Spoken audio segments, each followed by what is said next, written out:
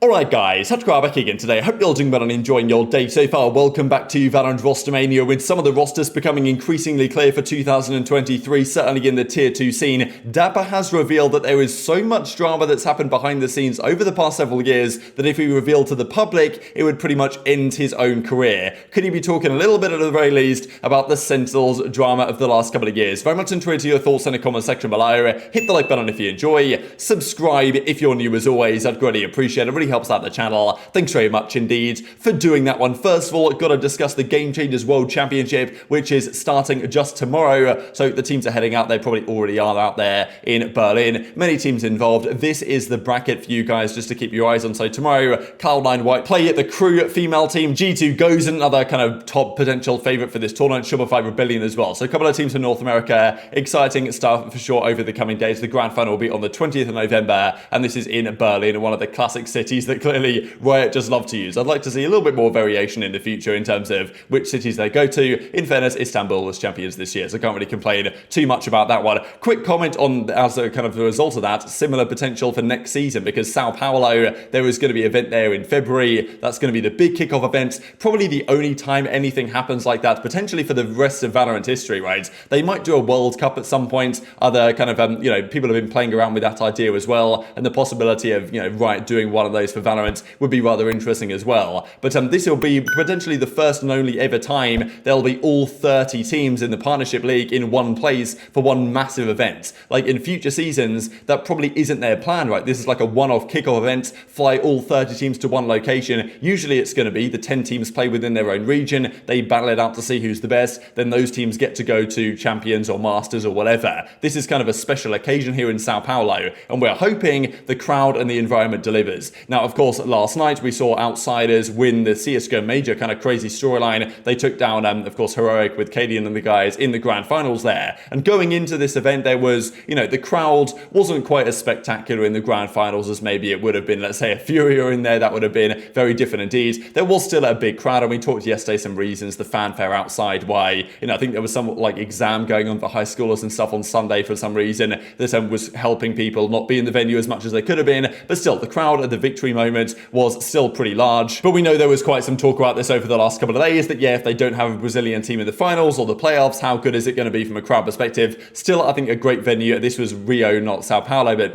pretty similar in the due course of things in terms of the fan base potentially that will be attending the Valorant kickoff event. So hopefully it can be a good time. And look, they've got some Brazilian teams there. They've got the Loud guys. They've got Furia, of course. They've also got Sentinels, which somehow Brazil might now be supporting with Sassy and Vancada on that team. So probably will still be a good time, but there'll be more Brazilian teams playing at that tournament than there will have been at the CSGO Major when it was only Furia that made it through to the playoffs. And even ShahZaM says, the CSGO Major crowd is insane, absolutely fantastic. So I'm sure it's going to be a good time when the time comes in February. Let's talk about some Rostermania stuff, just effectively confirmation here from around the North American scene, what the rosters are planning to be. Interesting, right, that Evil Geniuses have effectively built this 10-man team. So we still have some questions to be answered there. They've brought in Boostio, Com, Drogemo, Com, and Ethan. That's going to be their 5-man starting lineup. But then Apoth and Reformed on the bench. They've got 3 more bench spots still to be filled. Not a bad idea necessarily, but nonetheless an interesting idea to go down this route. So these are the rosters. Most of this has now been confirmed. Not everything has been confirmed, right? So pretty much we know what these teams are going to be, but still MIBR, a little bit of a question mark over there. Many,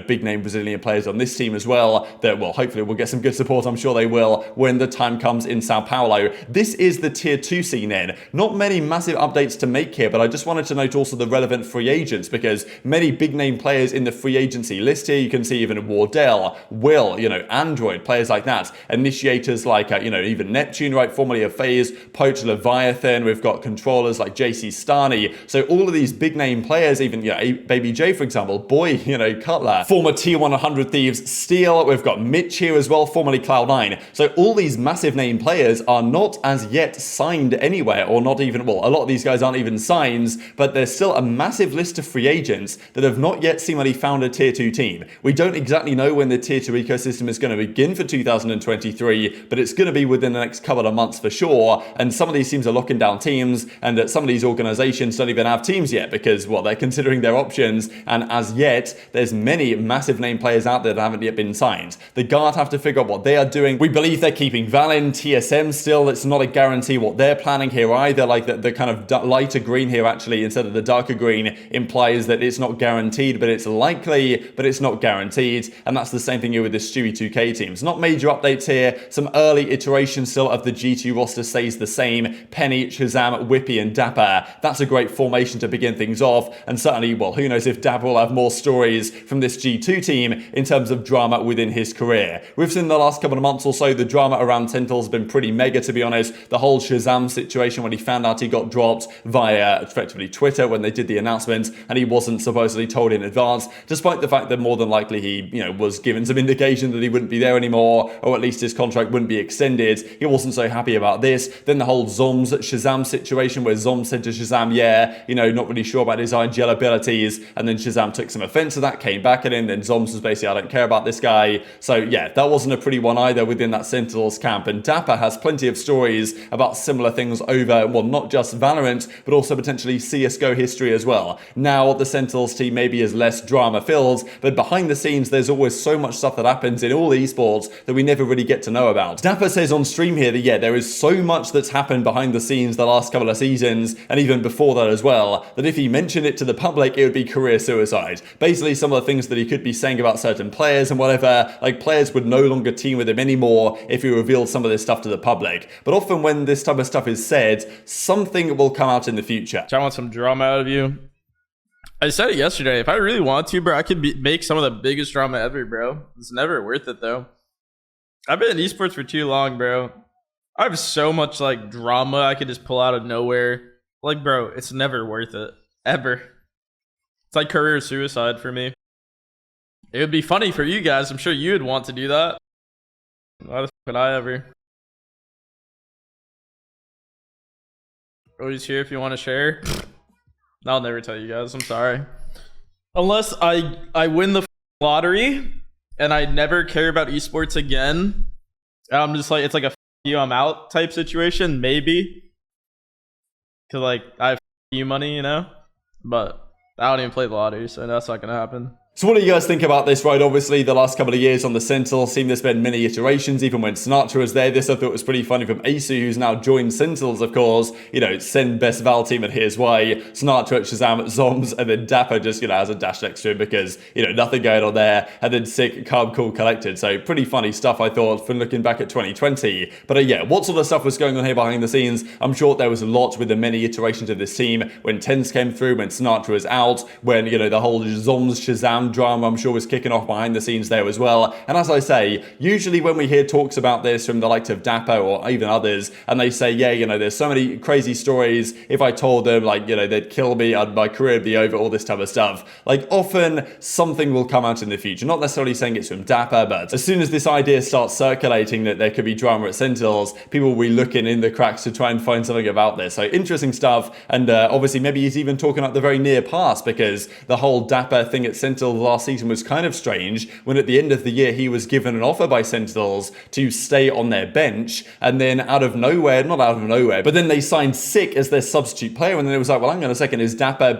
he able to stay on now as a sub, or is that not the case anymore, or did they not inform him the correct way? And even Sentinels as an organization don't have their best history over the last several months of being super transparent and honest with their players. So yeah, intrigued to hear what Dapr might be talking about. We might find out in the past. He might not even just be talking about Valorant, right? Because since he's really been in Valorant, he's pretty much just been on that Sentinels team. But even you look at Dapr's previous history here in CSGO, like on the Bad News Bears, and he was on, FPX and all these other teams, even Singularity right back in 2020. So he's on many teams in the past, and I'm sure there are many storylines that he can, of course, take from all of these matches. He played the E-United days as well, I'm sure as well, are worthy of note for him. So yeah, definitely intrigued to your thoughts on that in the comment section below. And what spicy stuff might he be trying to get into? Quick note here from Ye, actually. I'm not really sure with this whole, League of Legends Vulcan drama that's clearly been going on over the last couple of days, but Ye gives his take on this, which I thought was pretty interesting. Not my place to speak about this, but I'd rather push myself every day to be the best I can be than play it safe for a longer career. I feel like the regret of knowing what you could have done in the time you had is greater than how long your career lasts, but each to their own. So it's an interesting take, really. Like, would you prefer as a pro player your career to be incredibly, to have great longevity, maybe not be the greatest player ever, but still last for, let's play Valorant for a decade or something? Or would you prefer to have a career that lasts, 3-4 years, but just absolutely dominate during that time period. You'd probably prefer the latter, right? And Ye is maybe along the lines of, well, yeah, he's just trying to be the best player he can be. And if he, I don't know, if he burns out or if something goes wrong and if he gets dropped and he has to leave and do something else, or maybe falls off massively because, I don't know, maybe it gets a bit too much for him, he would prefer that than trying to play it safe for his career longevity. And that's also kind of feeds into this behind the scenes drama, because sometimes players might not be given their all, or like it might be playing in a certain way or discussing things in a certain way to maintain their spot, as opposed to actually trying to become the best version of themselves. So an interesting take, I thought, from Ye on that whole discussion. And just to close out the video with this here from Aspaz, his tier list of maps as it stands. Of course, yeah, duelist player, so maybe he has a different opinion on how Icebox should be and stuff like that, but he's gone Breeze and Ascent in the S tier. Definitely an interesting one.